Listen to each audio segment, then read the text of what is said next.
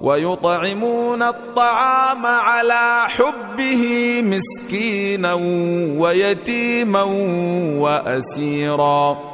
إنما نطعمكم لوجه الله لا نريد منكم جزاء ولا شكورا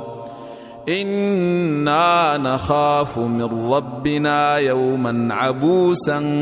قمطريرا فوقاهم الله شر ذلك اليوم ولقاهم نضرة وسرورا وجزاهم بما صبروا جنة وحريرا متكئين فيها على الأرائك لا يرون فيها شمسا ولا زمهريرا ودانية عليهم ظلالها وذللت قطوفها تذليلا ويطاف عليهم بآنية من